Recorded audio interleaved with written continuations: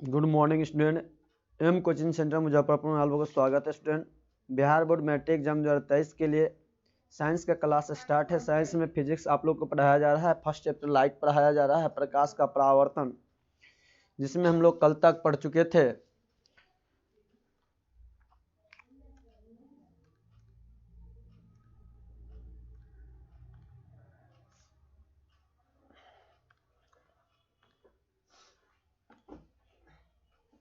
कल पढ़े थे दर्पण के बारे में। हम लोग दर्पण में पढ़े थे कि दर्पण के बारे में, दर्पण वह चिकनी सतह और चमकीली सतह है जो नियमित रूप से अर्थात निश्चित नियमानुसार प्रकाश को क्या कर देती है, परावर्तित करती है।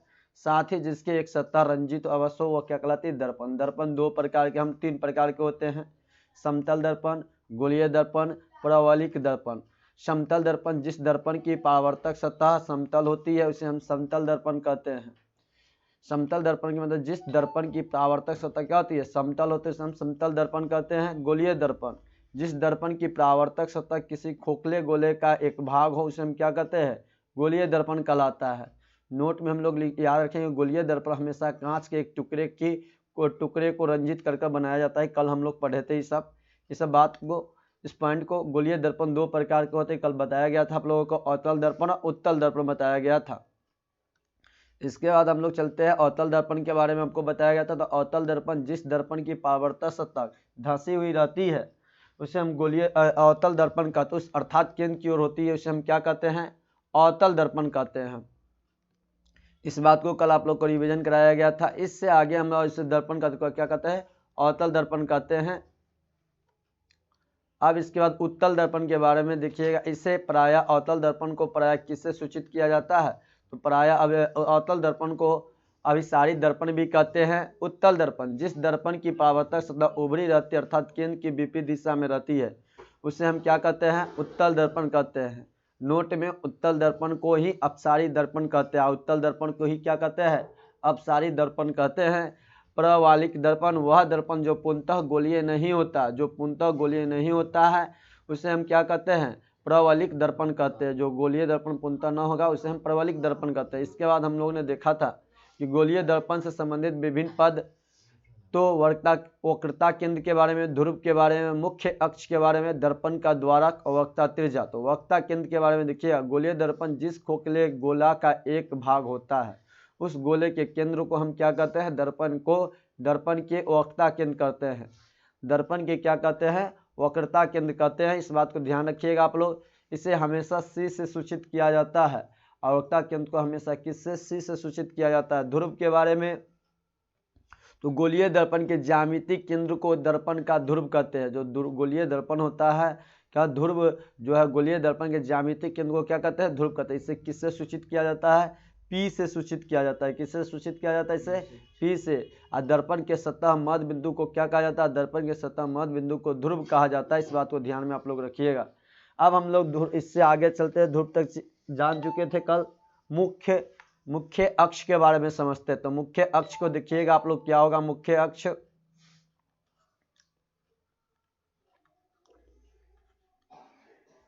मुख्य अक्ष के बारे में समझिए। सबसे पहले मुख्य अक्ष क्या है, दर्पण के ध्रुव और वक्रता केंद्र के, दर्पण के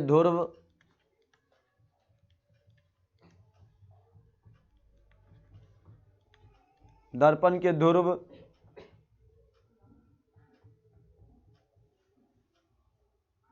और वक्रता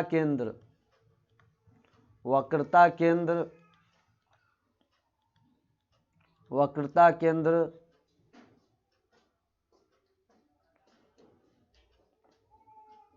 को मिलाने वाली रेखा को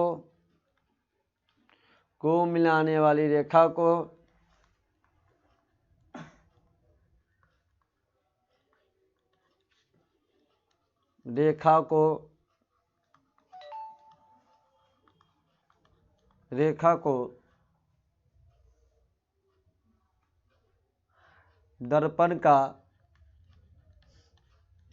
मुख्य अक्ष कहते हैं। मुख्य अक्ष या प्रधान अक्ष कहते हैं, या प्रधान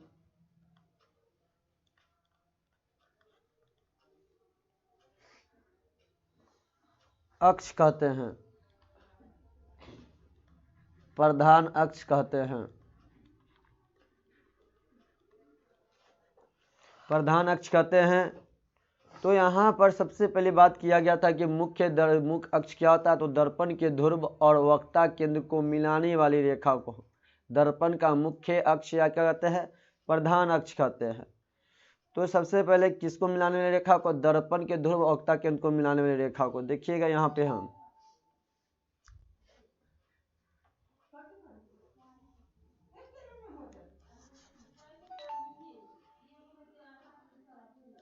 यहाँ पे हुआ,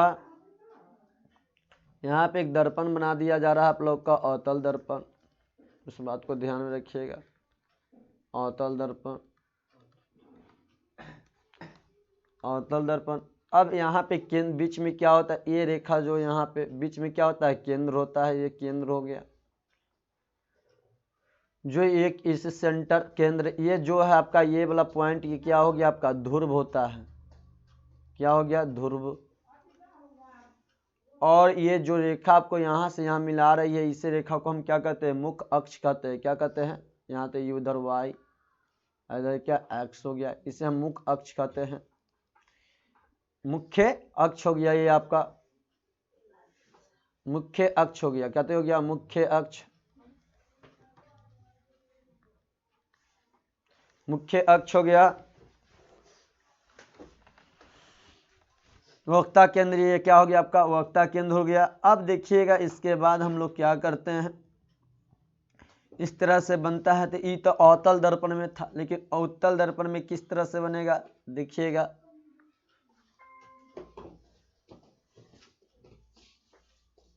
उत्तल दर्पण में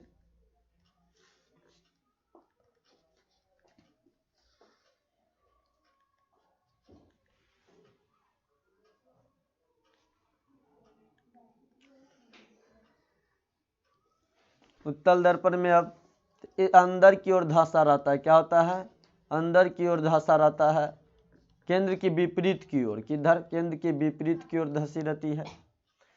अब मान लेते हैं यहाँ से क्या है, गुजर रही है रेखा, यहाँ पे सी पॉइंट हुआ।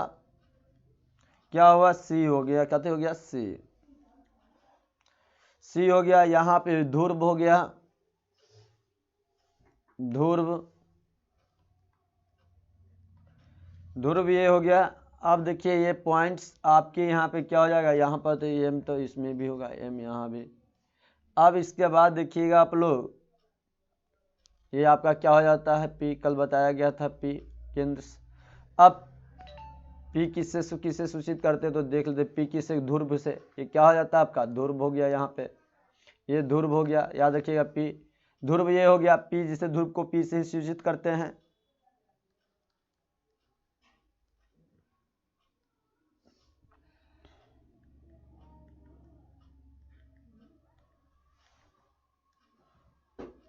अब देखिएगा यहाँ पे मुख्य अक्ष, ये क्या हो गया, मुख्य अक्ष है, मुख्य अक्ष है, मुख्य अक्ष है। ध्रुव हो गया यहाँ पे, यहाँ पे वक्ता केंद्र हो गया आपका। अब ये एक्स इधर हो जाएगा, वाई एक्स रेखा, इधर कौन सा रेखा, तो वाई रेखा हो जाएगी, वाई। इस बात को ध्यान रखिए, ये वक्ता त्रिज्या हो गया। ये क्या हो जाएगा, वक्रता त्रिज्या आपकी। तो इस तरह से हुआ। तो ये हम लोग का क्या था, मुख्य अक्ष के बारे में था। अब हम लोग चलते हैं, द्वारपक का एक पॉइंट था, इसके बाद मुख्य अक्ष के बाद हम लोग को क्या पढ़ना था, मुख्य अक्ष के बाद दर्पण का द्वारक पढ़ना। तो दर्पण का द्वारक देखते हैं हम लोग। तो दर्पण का द्वारक की चर्चा की जा रही है। तो दर्पण का द्वारक, दर्पण का द्वारक क्या होगा, देखिएगा आप लोग। दर्पण के द्वारक, दर्पण की चौड़ाई ही दर्पण का द्वारक कहलाता है। दर्पण का चौड़ाई ही क्या कहलाता है, दर्पण की चौड़ाई, चौड़ाई दर्पण का द्वारक कहलाता है। किसका द्वारक, दर्पण का द्वारक कहलाता है। दर्पण का चौड़ाई दर्पण का द्वारक कहलाता है, दर्पण का द्वारक कहलाता है। कहलाता है। तो दर्पण की चौड़ाई दर्पण का क्या कहलाता है? द्वारक कहलाता है।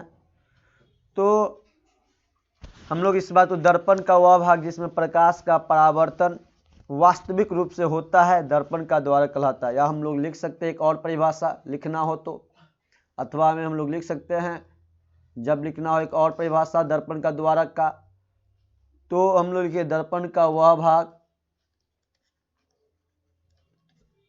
दर्पण का वह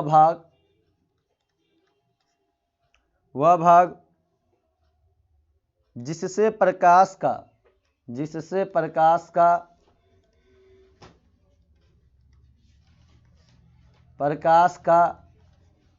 परावर्तन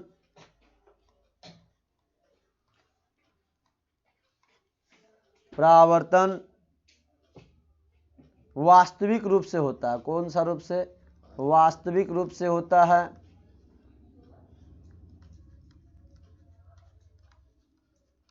वास्तविक रूप से होता है दर्पण का द्वारक कहलाता है। दर्पण का द्वारक कहलाता है। द्वारक कहलाता है। दर्पण का द्वारक कहलाता है। इस बात को आप लोग ध्यान में रखिएगा, दर्पण का द्वारक कहलाता है। या तो हम परिभाषा लिख सकते हैं दर्पण की चौड़ाई दर्पण का द्वारक कहलाता है, नहीं तो अथवा लिखना हो तो दर्पण का वह भाग जिससे प्रकाश का परावर्तन वास्तविक रूप से होता है दर्पण का द्वारक कहलाता है। अब इसके बाद हम लोग देखते हैं इससे आगे वक्रता त्रिज्या के बारे में। वक्रता त्रिज्या के बारे में जब चर्चा करते हैं तो दर्पण की जिस खोखले भाग का जिस खोखले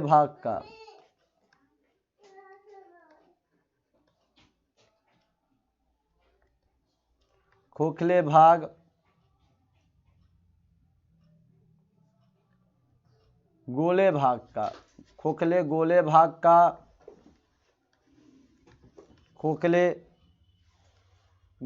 का भाग है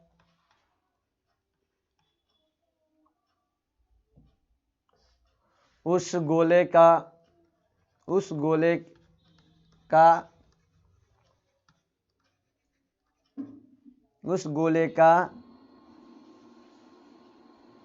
की लिख देंगे, उस गोले की त्रिज्या को दर्पण की वक्रता त्रिज्या कहते हैं। दर्पण की वक्रता त्रिज्या कहते हैं। वक्रता त्रिज्या कहते हैं। तो वक्रता त्रिज्या आपका पता चल गया कि दर्पण का जिस खोखले गोले का भाग है उस गोले की त्रिज्या को हम क्या कहते हैं? वक्रता त्रिज्या कहते हैं। वक्रता त्रिज्या कहते हैं। हम लोग दूसरे शब्दों में बोल सकते हैं, कह सकते हैं दर्पण के ध्रुव वक्रता के केंद्र की दूरी को क्या कहते हैं? वक्रता त्रिज्या कहते हैं। या हम लोग लिख सकते हैं परिभाषा वक्रता त्रिज्या की एक और परिभाषा लिख सकते हैं दर्पण के ध्रुवों तथा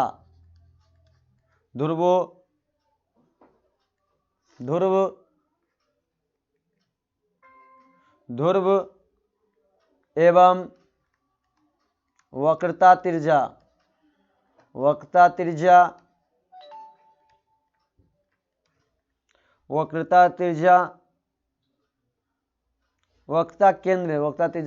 केंद्र की दूरी दर्पण के ध्रुव एवं वक्रता के केंद्र तक की दूरी को वक्रता त्रिज्या कहते हैं। वक्रता त्रिज्या कहते हैं। तो दर्पण के ध्रुव एवं वक्रता केंद्र तक की दूरी को वक्रता त्रिज्या कहते हैं। अब इसके बाद हम लोग चलते हैं, फॉर्मूला होता है F = R/2 होता है। Focus equal to radius by 2। F का क्या, इसे प्रायः किससे सूचित किया जाता है, इस बात को ध्यान में रखिएगा। तो इसे प्रायः हमेशा आर से सूचित किया जाता है। वक्ता केंद्र को हमेशा वक्ता त्रिज्या को हमेशा आर से सूचित किया जाता है। इसे हमेशा आर से सूचित किया जाता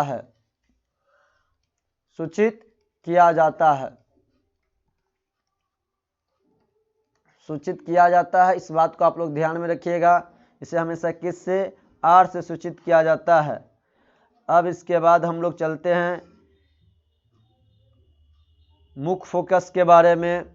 देखिएगा आप लोग मुख्य फोकस के बारे में। मुख्य फोकस क्या है, ये आपके एग्जाम में क्वेश्चन पूछा जाता। तो मुख्य फोकस के बारे में आप लोग देखिएगा। तो अवतल दर्पण के मुख्य अक्ष के समांतर और निकटवर्ती सभी आपतित किरणें परावर्तन के बाद मुख्य अक्ष पर एक बिंदु पे अभिसारित होती है। इस बिंदु को दर्पण का मुख्य फोकस कहा जाता है। तो अवतल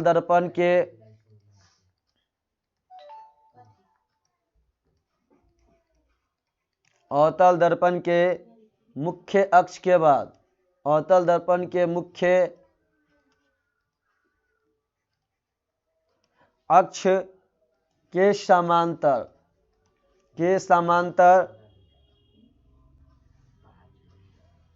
और निकटवर्ती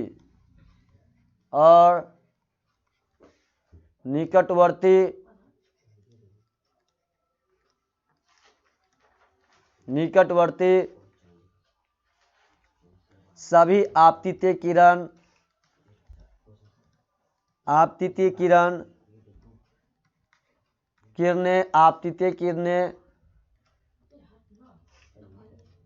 किरणें परावर्तन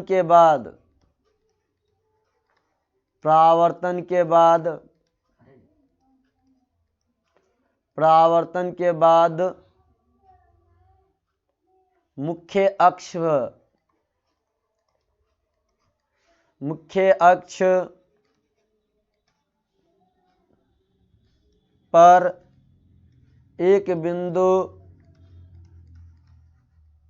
अभिसारित होती है। अभिसारित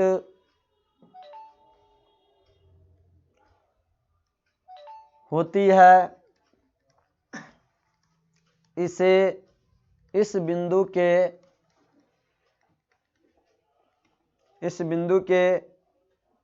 को कर देंगे। इस बिंदु को दर्पण का मुख्य फोकस कहा जाता है। याद रखिएगा आप लोग। तो अवतल दर्पण के मुख्य अक्ष के समांतर और निकटवर्ती सभी आपतित किरणें परावर्तन के बाद मुख्य अक्ष पर एक बिंदु अभिसारित होती है। इस बिंदु को दर्पण का मुख्य फोकस कहा जाता है। इस बात को आप लोग ध्यान में रखिएगा। इससे आगे हम लोग चलते हैं। देखिएगा आप लोग, तो मुख्य फोकस कहते हैं इसे प्रायः हमेशा एफ से सूचित किया जाता है।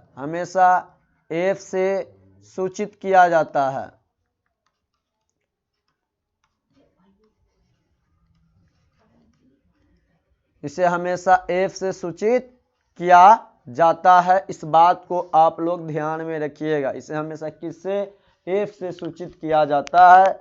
अब इसके बाद अवतल दर्पण का फोकस वास्तविक होता है। एक पॉइंट को आप लोग ध्यान में रखिएगा। अवतल दर्पण का फोकस क्या होता है, वास्तविक होता है। अवतल दर्पण का फोकस वास्तविक होता है। फोकस क्या होता है, वास्तविक होता है। फोकस वास्तविक होता है। अवतल दर्पण का फोकस क्या होता है, वास्तविक होता है। इसके बाद चर्चा कीजिएगा आप लोग। चूंकि अवतल दर्पण की सभी समांतर किरणें एक बिंदु पर अभिसारित होते हैं, इसलिए इसे क्या कहा जाता है, अवतल दर्पण को अभिसारित दर्पण भी कहा जाता है।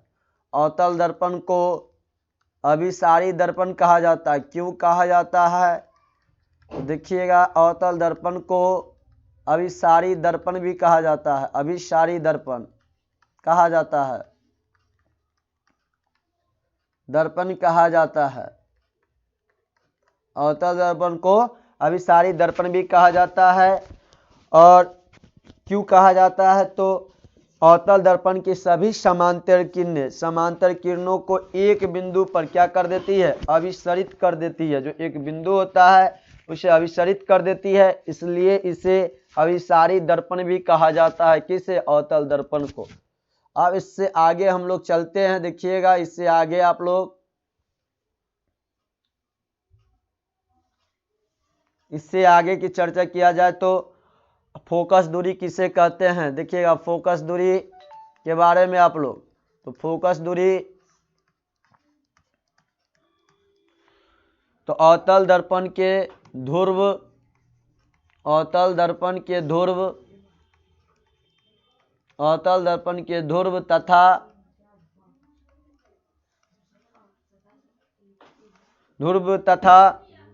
मुख्य फोकस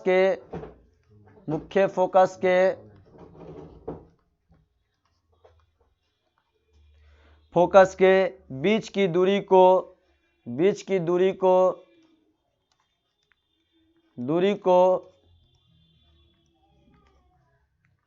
फोकस दूरी कहते हैं। क्या ऐसा दूरी कहते हैं? फोकस दूरी कहते हैं, फोकस दूरी कहते हैं। इसे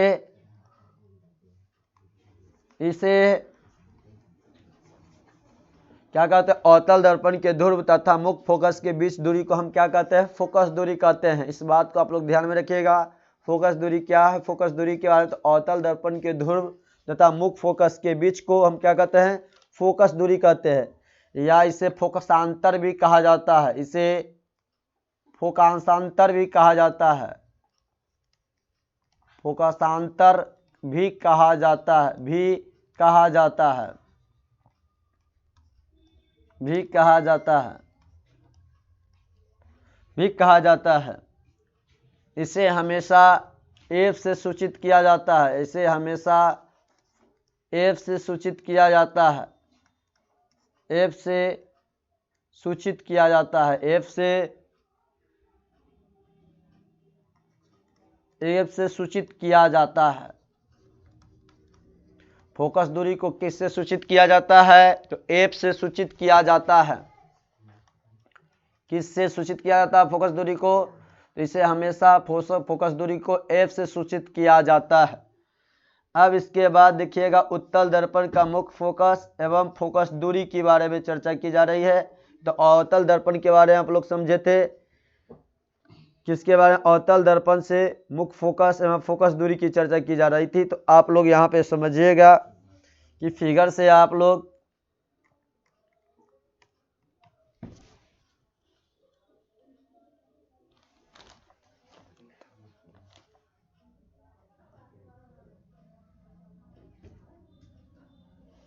किसके बीच में आप संबंध देख रहे थे यहाँ पे?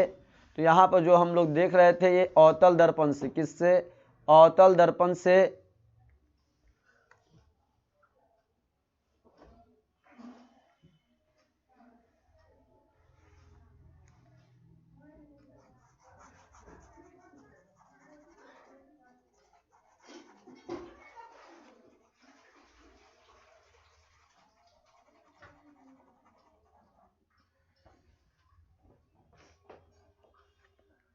इसे हमेशा आर से सूचित किया जाता है, आर से सूचित किया जाता है।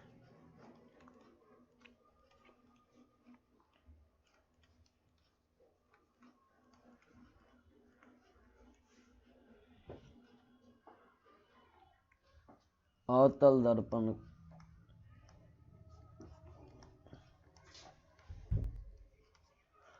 का मुख्य फोकस,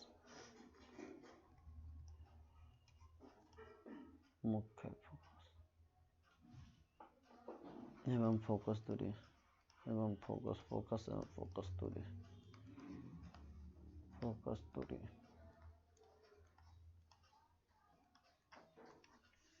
तो अवतल दर्पण का मुख्य फोकस एवं फोकस दूरी, अवतल दर्पण का मुख्य फोकस एवं किसकी चर्चा की जा रही है, फोकस दूरी के बारे में हम लोग चर्चा किए थे यहाँ पर कि अवतल दर्पण का मुख्य फोकस, इसे मुख्य फोकस क्या होता है, तो अवतल दर्पण के मुख्य अक्ष के समांतर निकटवर्ती सभी आपतित किरणें परावर्तन के बाद मुख्य अक्ष पर एक बिंदु क्या कर जाती है, अभिसारित होती है। इस बिंदु को दर्पण का हम क्या कहते हैं, मुख्य फोकस कहा जाता है।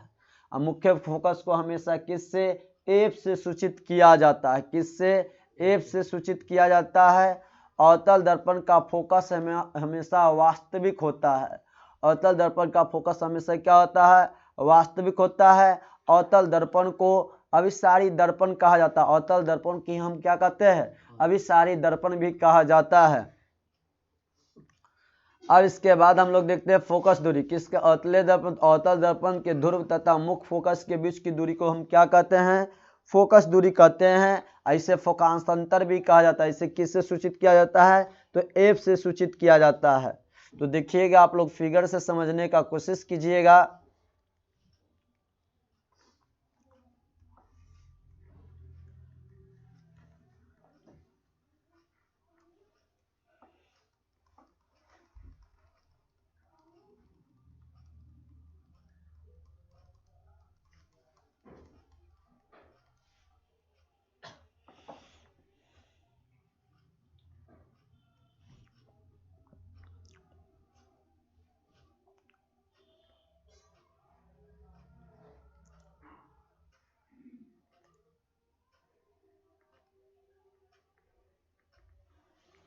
तो यहाँ पर सबसे पहले आप लोग देखिएगा इस तरह से,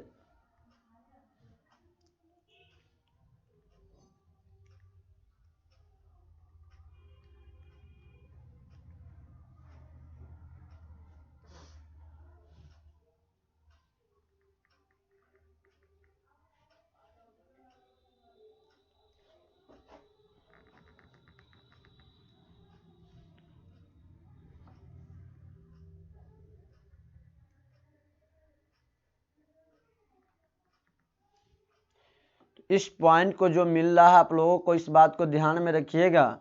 ये क्या हो गया, जहाँ पे एक बिंदु पे मिल रहा है, ये सब क्या हो गया, फोकांतर हो गया। ये क्या हो गया, फोकांतर, जैसे किस, फोकस दूरी हो गया, टोटल एफ से सूचित कर दिए यहाँ पे। अब देखिए यहाँ पे केंद्र, यहाँ पे जो आपका एक सेंटर हो गया, केंद्र हो गया। अब इसके बाद जो फोकस अंतर दूरी हो गया, ये आपका टोटल दूरी एफ से किससे सूचित करते हैं, टोटल दूरी को। इस बात को ध्यान रखिएगा। ये दर्पण है आपका, जो यहाँ पे क्या हो जाता है, ध्रुव हो जाएगा आपका, ये पी हो जाएगा, ठीक है ना। अब इसके बाद ये यहाँ पर एम्स, यहाँ M1 हो जाएगा, मान लेते हैं। इस तरह से आप लोग का ये हुआ क्या हो, अवतल दर्पण से किसका फोकस दूरी निकालना, अवतल दर्पण का मुख्य फोकस एवं फोकस दूरी को निकालना। वीडियो यदि आप लोग को अच्छा लगा होगा तो चैनल को जरूर आप लोग सब्सक्राइब कीजिएगा और शेयर कीजिएगा। वीडियो को आप लोग दोस्तों के पास लाइक एंड कमेंट आप लोग जरूर कीजिएगा।